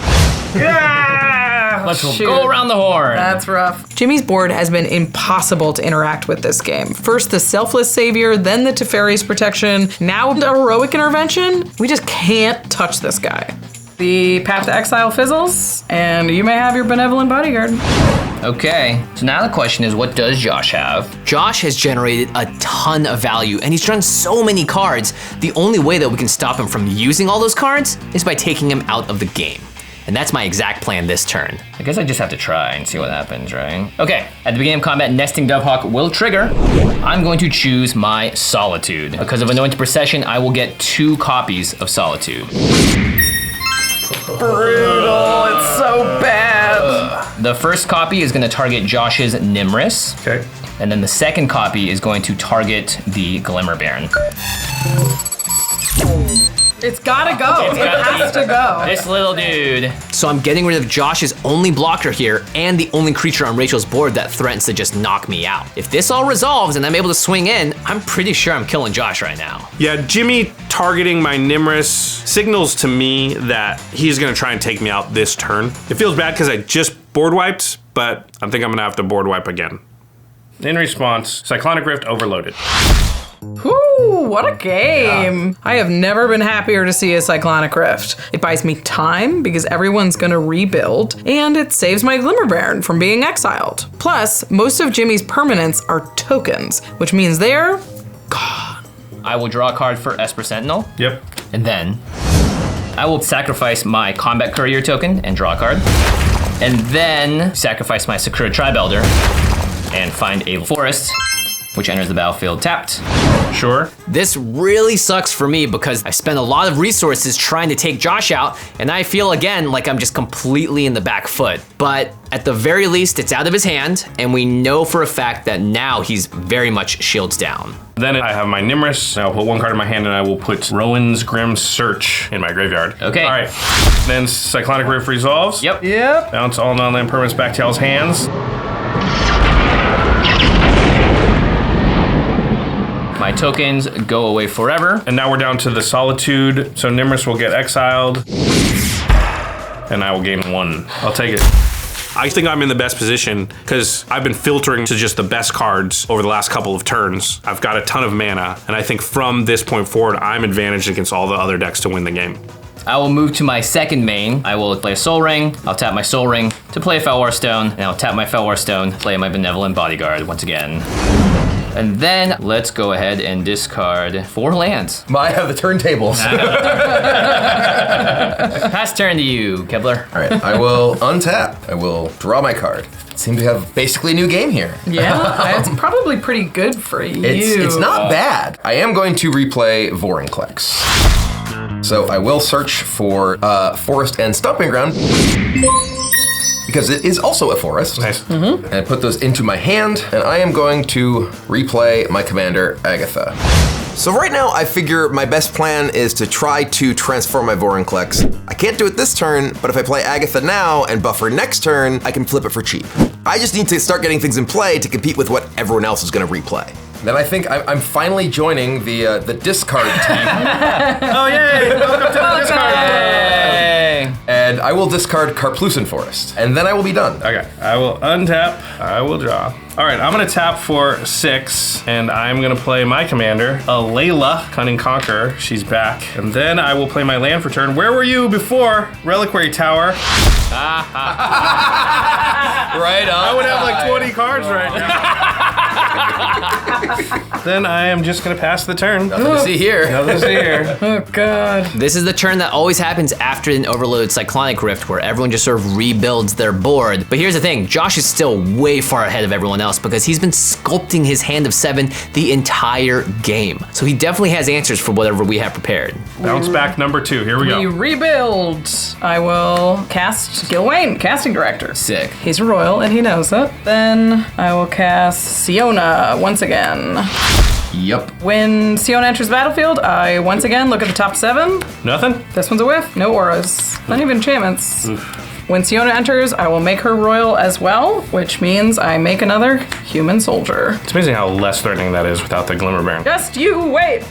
Coming back. Glimmer Baron! Yeah. Glimmer Baron is once again monstrous. Trigger the Siona and make another human. This all feels vaguely familiar. And then I'll cast a Neshin Wanderer. We'll make it a sorcerer again. I know. It will make another human soldier, and I will resolve a Neshin Wanderer Constellation trigger. Yep. Whiff. Putting spells on the bottom of my library feels good. Then I will bring back this Wild Growth. That will trigger my Nesh and Wanderer, but not Siona because it's not attached to a creature. Looking for land. This time I hit. I will reveal a brush land and put that into my hand. Okay, I am rebuilt. Pass. So this looks like a pretty good rebuild. I definitely have the best board post Cyclonic Rift, but I don't have anything else past this. If I don't draw a real engine card, I am just gonna get outclassed and fast. On your end step, I'm going to cast Siphon Insight. Sure. And I will target Kibler. I think you've got cool stuff. So I'll look at the top 2 cards of your library. I didn't think of the downside of the fact that I can't reduce the activated cost of the thing. Yeah, my cards are probably not nearly as good for other people. I don't know why I chose Kibler here. All of his creatures have activated abilities, and most of them it costs colored mana that I do not have to activate. Probably should have chose Jimmy or Rachel. It's a little mistake. Hopefully it won't cost me. Okay, I'm gonna exile this one, and then this one will go on the bottom of your library. So I'll just put that there, and I can cast it later if I want to. And of course, I will make a Fairy Rogue, which is the whole reason for actually doing that. All right, I will untap all of my lands and stuff and draw for the turn. Recast my commander, Brenard. Okay, I'm gonna tap another 4 mana. I'm gonna cast that Anointed Procession one more time, and then I will tap another 4 mana, taking a damage from Mana Confluence, going to 14, and casting that Nesting Dovehawk once more into the breach. My goal here is just to rebuild in a way that gives me closing out power. And I think the best course for me to do that is to make as many bodyguards as possible. I think I am going to sacrifice my Benevolent Bodyguard and give Brenard protection from blue till end of turn. When that happens, Brenard will trigger. It's gonna come back as a food golem, but I'm gonna get 2 of them because of the Anointed Procession. When those tokens enter the battlefield, Nesting Dovehawk will see them, and it will get 2+1/+1 counters. I'm going to go to combat. Nesting Dovehawk will populate, and again, because of Anointed Procession, I'm going to get 2 more Benevolent Bodyguards, and then Nesting Dovehawk will get 2 more +1/+1 counters. That's a big bird. So it's now a 6/6. So Jimmy's building up Benevolent Bodyguards, which are a really good way to protect his board from removal. Jimmy's gonna be able to play whatever he wants, and we are gonna have a very difficult time interacting with it. That's gonna do it for me. Your turn. Okay, on your end step, I'm going to cast Soul Shatter. Oh, my poor Vorinclex. There's nothing specific out that I need to deal with. So this is a good just sort of catch-all, get the best thing from everybody, make me a fairy, use my mana, be efficient, etc. I'm gonna send Gylwain back to the command zone. I will sacrifice my Nesting Dovehawk. I will sacrifice poor Vorinclex. Vorinclex was my entire plan here, and now he's gone. The aptly named Soul Shatter as mine leaves my body. When Nesting Dovehawk dies, my commander will trigger. I'll exile it from my graveyard, and it's going to come back as a food golem. And because of Anointed Procession, it's going to create another copy of itself. Oh no! Both of those see them entering the battlefield, and they're both creature tokens, so they're both going to get 2+1/+1 counters. Ooh. I feel like that just got worse. So now Jimmy went from having 1 Nesting Dovehawk to 2. Thanks, Josh. Do I want Jimmy to have 2 Nesting Dovehawks? No, I don't. But having it happen now is better than Jimmy doing that at some other point and really being able to go off. But hey, I got a Fairy Rogue. You did get a Fairy Rogue. You did. You done after that? You bet. I will untap. I will draw. I think I just need to invest in the future to have one at all. So I'm gonna play Raised by Giants. Whoa! That's sweet. So I was hoping to play Raised by Giants and activate my Vorinclex, but that's out. So now we're just trying to get my Agatha big enough that I can use other activated abilities. If I draw them, maybe there's a chance. I am then going to play Rhythm of the Wild. So like I said, investing in my hopeful future. Yeah. And then I'm done. Okay, well, on your end step, I'm going to cast Reality Shift, targeting Brenard.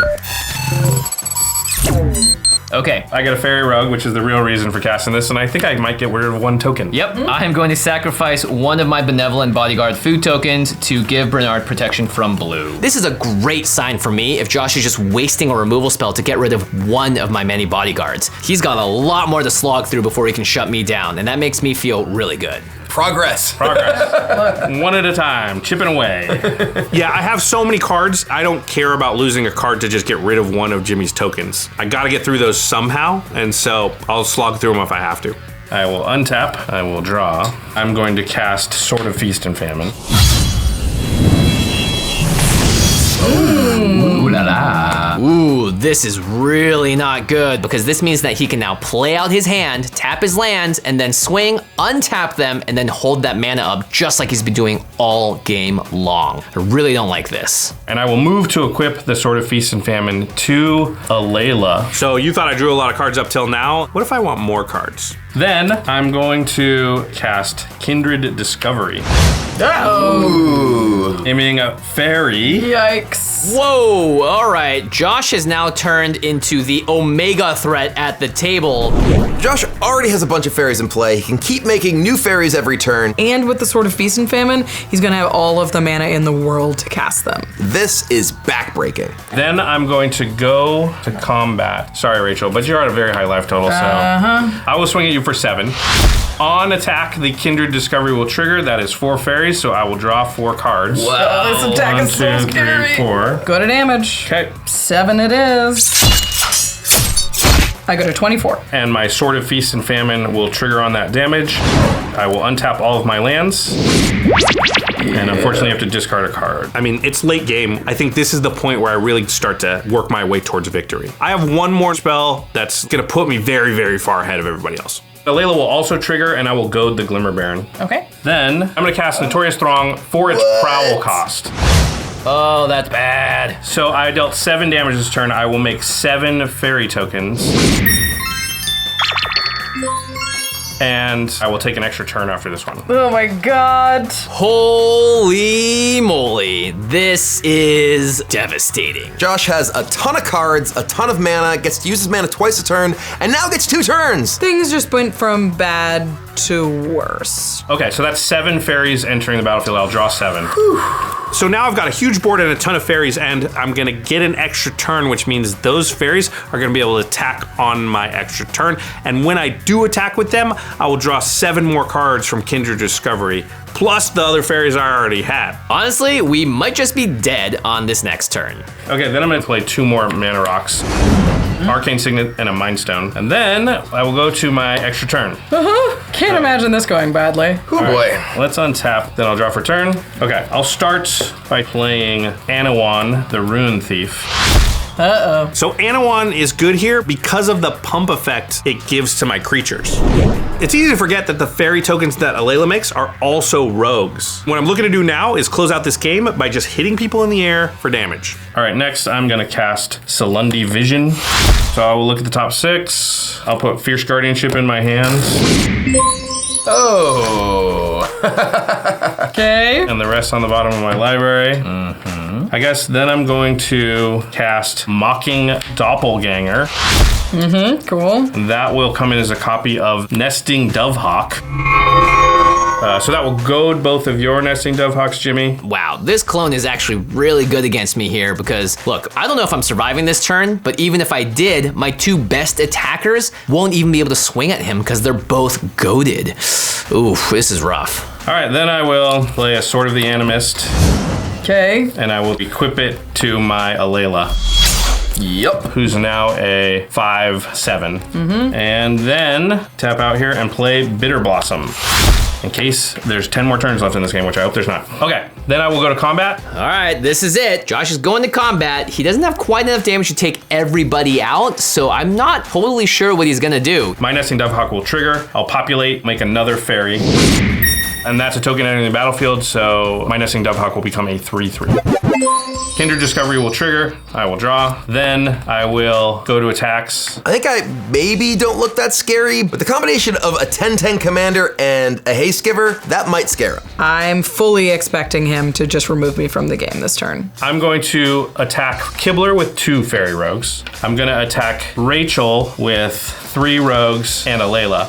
And then there are 5 remaining, which are all coming at Jimmy. That is 11 triggers on Kindred Discovery from 11 fairies attacking. 2, 3, 4, 5, 6, 7, 8, 9, 10, 11. Oof. Then before blocks, Jimmy, I will Deadly Rollick one of your Nesting Dovehawks. In response, I will sacrifice one of my food copy Benevolent Bodyguards to give this Nesting Dovehawk protection from black. Yep, that makes sense. Go to blocks. I have no flyers. I take 11, going to 13. I'm going to put 2 Dovehawks in front of 2 of the fairies and then take 3 of them unblocked. go to 8. And I can't block the Fairy Rogue, so I will take 4, going to 6. Alive miraculously. Okay, well, our life totals are all really low here, but this is the best case scenario. I'm still alive. Interesting. On combat damage, Sword of Feast and Famine will trigger. I will untap all my lands. And you'll have to discard, Rachel. I will discard another land. And then I also have 3 goad targets. Brutal. I'll goad the Glimmer Baron, your commander, Jimmy, and I only have one choice for you, Kibler, your commander, Agatha. I could have killed a player here, but only one. And because my deck has a goad component to it, one thing I've learned is you actually don't want to eliminate players one by one so that you can still point their creatures at each other.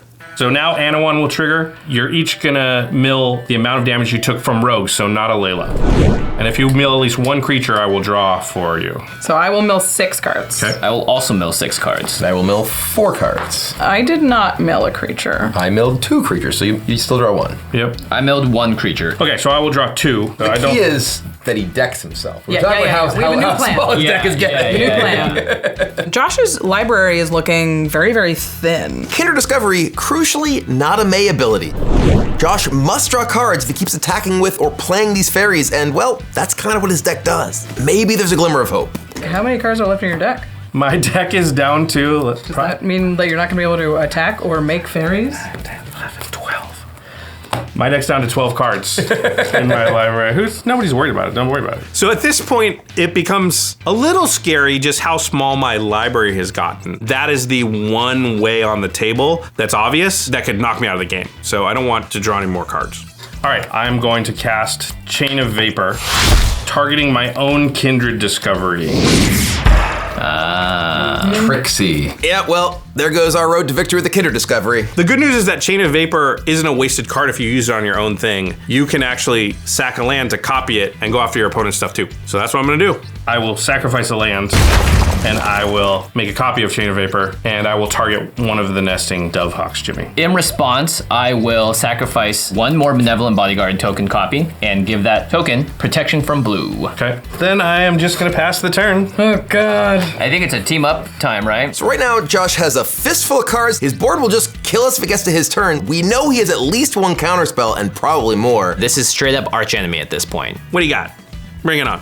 We have to kill Josh. It's like board wipe, maybe. We do know he has a Fierce, so, Yeah, and a lot of mana Fierce. open. There's nothing else in there. It's just Fierce Guardianship. Yeah. Oh no, Fierce Guardianship. So we know Josh has at least 1 counterspell in his hand, and I think all I can do is try and eat as many counterspells as possible in my turn. I'm gonna pay 2, and I'm going to cast Kenrith's Transformation, targeting the Mocking Doppelganger. Maybe I can free up these Dovehawks for an attack against Okay, yeah, Josh. that's interesting. They want to get rid of the Mocking Doppelganger because it will make it so that Jimmy's Dovehawks are not goaded. Remember, with Benevolent Bodyguards, he can give protection to the Dovehawks, which makes them unblockable to me. So I cannot let that happen. I got to keep that Doppelganger alive. Okay, I'm gonna cast an Offer You Can't Refuse.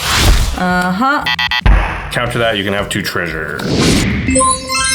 I will take 2 treasure. And now I will make my fairy, and that is another token entering the battlefield, so the Dovehawk will get a counter. I didn't expect this Kenrith's Transformation to resolve, but it would have been nice. So I guess we'll just cast spells until I can't anymore. Well, let's try and eat some counterspells. I am going to flashback Rite of Harmony. And you have 3 cards? 3 cards in my hand, yes. Right now, everything I can see, I can handle. And I don't want a bunch of stuff that I can't see entering the equation. So I can't let her draw any more cards. All right, I'll flash out Spell Stutter Sprite. No, you certainly have the fairies to do that. Okay, I will pay 7 to recast Gylwain. Okay. Gylwain is now going to be a monster. That is a couple of triggers when it enters the battlefield. I make a human soldier, and I trigger the Neshin Wanderer. I look at the top 3, go find a land. It's a Boseiju. Ooh. Okay. Neshin Wanderer isn't really a card draw spell, but it did draw me a spell. It can't really be countered by any counter spells that Josh is running, but it also doesn't really target anything important. So we'll keep that on hold. We're holding the mana up for sure. Glimmer Baron has to attack one of you. Okay. Glimmer Baron will go at you, Jimmy, for just 2. No blocks. I'll take 2 and go to 6. Okay. I have done the best I can do. I will pass to you, Jimmy. Okay, so Rachel wasn't able to do damage to Josh, but she did take a few spells out of his hand, and that to me is definitely worth it because, again, we're fighting an uphill battle here. The more resources we get Josh to use, the better chance that Kibler and I have to face off against it. All right, I'm gonna tap for 3 mana, and I will start off by casting Balaged Recovery. Targeting Swan Song. So Jimmy's going after Swan Song. He clearly wants to be able to protect whatever his next play is. I could counter this, but I think we can do something a little more fun. In response, I'm going to Narset's Reversal the Balaged Recovery. Oh, that's rough. And I will target my Cyclonic Rift, I believe. Yeah. You know the mana to play it. I have 6 right now, yeah. Josh getting back Cyclonic Rift here isn't as scary as it might look, because he's only got 6 mana right now, and frankly, overlaying Cyclonic Rift in his turn, it doesn't do much because we're all dead anyway. And that is a spell on Jimmy's turn, so I will make a Fairy Rogue. And my Hawk becomes a 4/4. Okay, well, there's another counterspell out of his hand, so I just gotta keep pushing through and seeing what I can do here. I will tap another 3 mana, and I will cast Balaged Recovery, again, targeting Swan Song. Okay, I will Fierce Guardianship it. Ah, shucks. I don't know what Jimmy wants to protect, but I don't want him to be able to protect it. All right, Fierce Guardianship down. That's the last one we know about, at least. Hopefully that's the last one, period. Okay, I will tap my command tower, and I will attempt to Path to Exile your Mocking Doppelganger, which is one of my Nesting Devhawks. Yep, I will tap 2, and I will Counterspell the classic. Okay, how many counterspells can he have, right? This is ridiculous. Who let him put them all in this deck? This is not fun. This is not fun for anyone but him. Well, I will go to combat. Because I have to. Yeah. I think that you basically either have to kill me or Rachel with your Devhawks once you go to combat. You send both, I'm dead. If you send one at Kibler, he's dead. And if you kill me, I obviously can't do anything about Josh. You can actually sack them as food. Food, yeah, I could sack one as and food. And eat them, yeah. That's not nothing. And as long as you guys promise to, be so nice to me. Yeah. Okay, so when combat happens, both of my Nesting Devhawks will trigger. So I'm gonna populate twice. When the first populate trigger resolves, I will make 2 Nesting Devhawks. And then with the second trigger, I'll create 2 Benevolent Bodyguards. And that's gonna trigger all my Nesting Devhawks. All of them are gonna get another 4+1/+1 counters. 2 9/9s, 2 7/7s. Oh boy. Fires. Before I declare attackers, I'm going to pay 2 mana, and I'm gonna sacrifice one of the big Nesting Devhawks as a food token. And I'll gain 3 life and go to 9. All right, I will now have to go to combat, and Rachel, I'm gonna swing the 1 Nesting Devhawk that can at you. And Bernard is also goaded, and I will swing it at Brian. A merciful attack. I will take 9 and go to 4.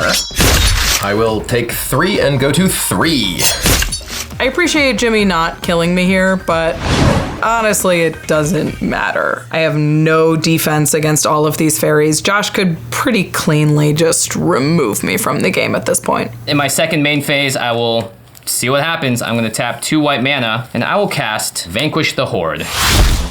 Okay. I mean, if this resolves, this is huge, but Josh has had an answer for every single thing we've put on the stack so far. What are the odds that this one gets through? Josh? What's he gonna do? Well, shnikes. I can't stop it, so I have no effects. Ooh, it seems like Josh is just out of counterspells at this point, and we will take that. We will definitely take that. I did not expect no response out of Josh Lee Kwai, especially when I do have a response. So I am gonna respond to that. Everybody knows I have it, Heroic Intervention. Yeah. I also cannot stop that. And to be honest, I kind of forgot you had it. So all of Rachel's stuff has indestructible? And hexproof. Okay, so everything is blowed up. Board wipe. Okay. Well, I get to keep my board, and everybody else loses their board. That's good. Look at my graveyard. It's glorious. Yeah, so this is quite a blow. I was obviously going to attack everybody for the victory on my turn, and Jimmy has stopped those plans. I will be able to rebuild. Can I take everybody out before they can get back on their feet? I'm not sure. Okay, that's gonna wrap up my turn.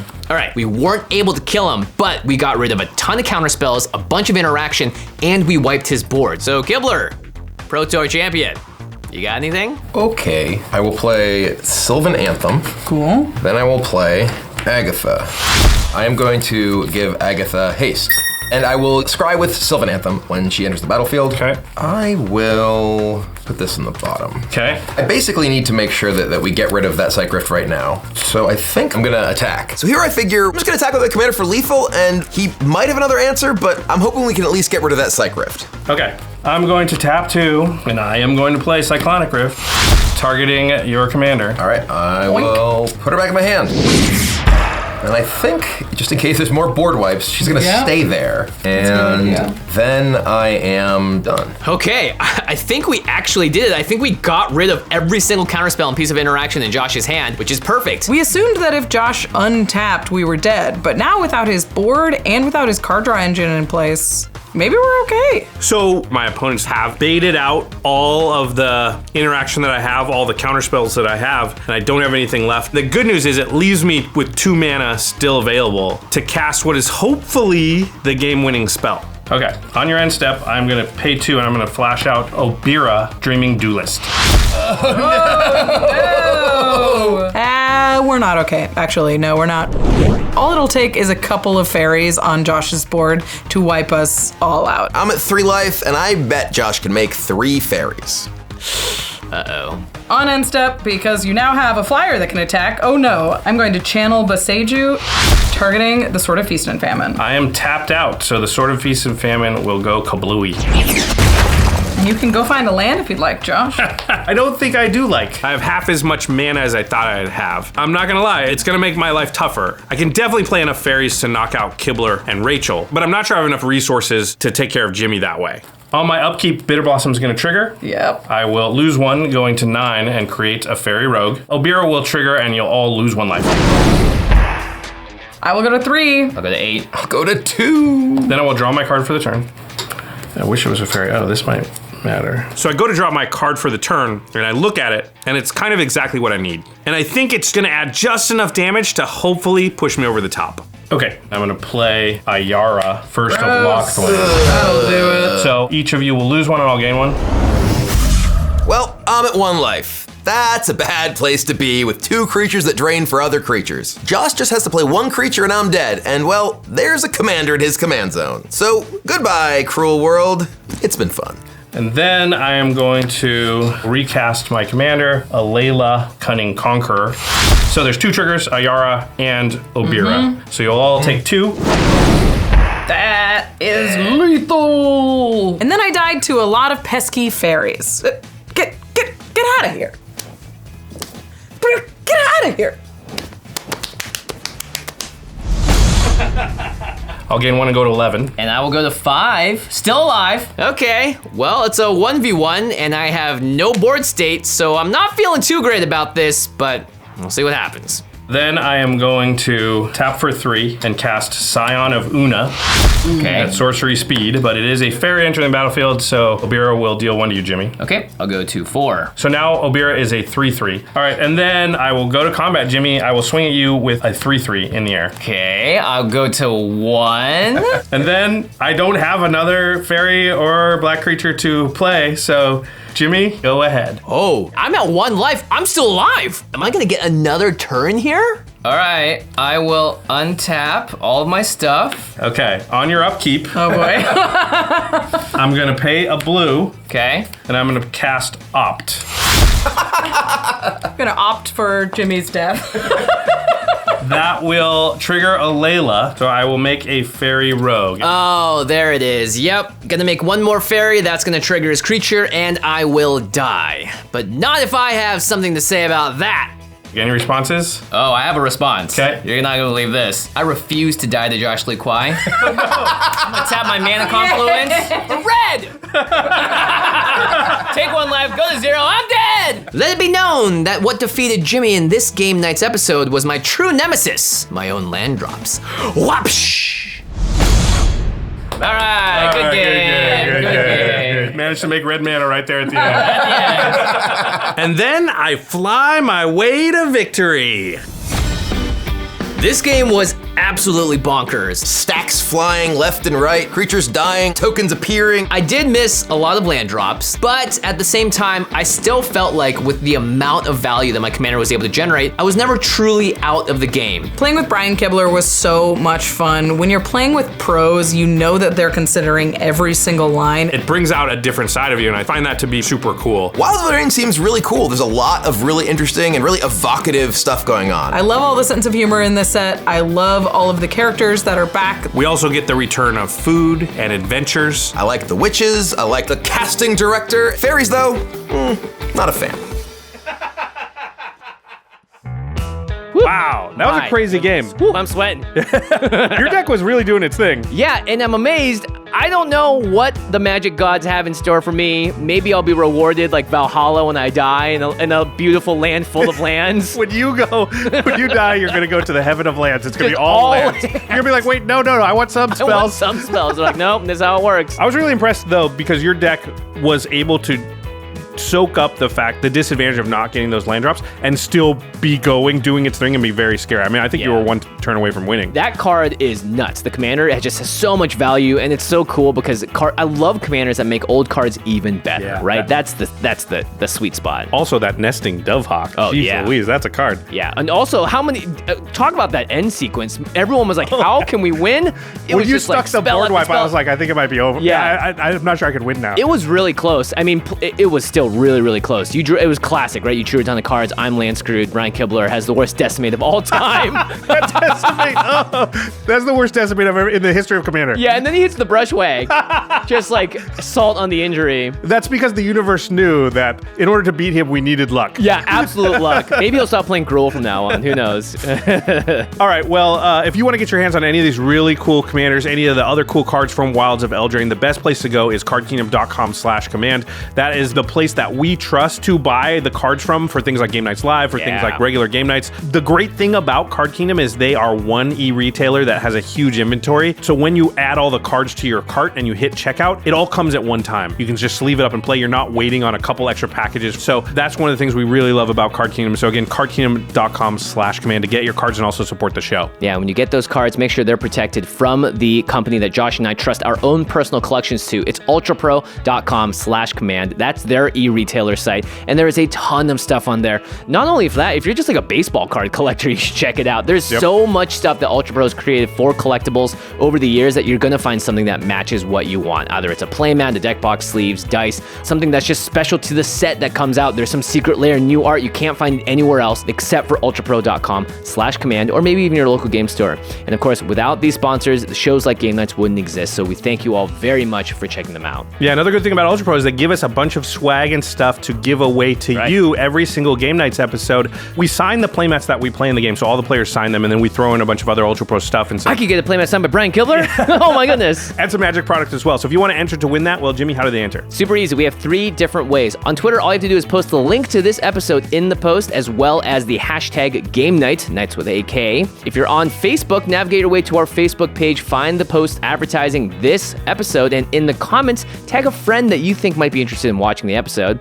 And finally, on Instagram, all you have to do is just use the hashtag Game Nights in anything that you post, ideally something magic related, unless it's, I don't know, something about Game Nights that you just have in real life. If you have a suit of armor, then you can do it there. Yeah, too. yeah, certainly. Yeah, that'd be actually super sweet. I'd love to see that. So you have 3 different ways to enter. All of them are going to get you an individual entry into the giveaway. And of course, there's only 1 week from the release of this episode that you have to enter. So entries past that point won't be counted. Now's your chance. Yeah, if you enter on all 3 platforms, that's a 300% chance to win. And then again, once we announce the winners, that's when we're not accepting anybody else to enter. So that's 1 week from the release of this video. Yeah, that's more value than the decimate we'll get you. So make sure you do that. And of course, auditions for the episode. Don't forget, we are doing auditions right now to be a guest on Game Nights. If you're a fan out there, you love the show, you want to come to Los Angeles, we will fly you out here. We will knight you on the show. We will let you play your favorite deck, but we will not necessarily necessarily let you win. I can't promise that part. We're going to try our hardest to beat you. But you will have a shot, one chance, one opportunity at Commander Glory. The auditions, there are some terms and conditions. You need to click the link in the show notes or the QR code that is on screen right now about how to enter. But again, the audition window is only for a limited time. If you would like to be on the show, make sure you get your audition in soon. And finally, Kickstarter right now for the Go to Combat playmat. It's a Game Knights exclusive playmat. This is your best chance to get it. Also a limited time window. 3 different tiers, a signed playmat, a holofoil version. We have some cool little add-ons as well. Make sure you check all that out. If you like the art you're seeing on screen right now and you want that on the playmat in front of you, well, check it out. Kickstarter in the links below, but there's a lot of things for you to click, so just check it all out. But do so before it's over. Yeah, definitely go into our show notes. There's a lot of things going on. Yeah, including deck lists. Everyone always asks where those are. They're all out there. If you're not looking at the deck list, then you're not optimized. Yeah, exactly. And then we're not going to go to the Card Kingdom. All right. All right, thanks everybody. We'll see you next time. We'll see you next time. Bye-bye. Peace.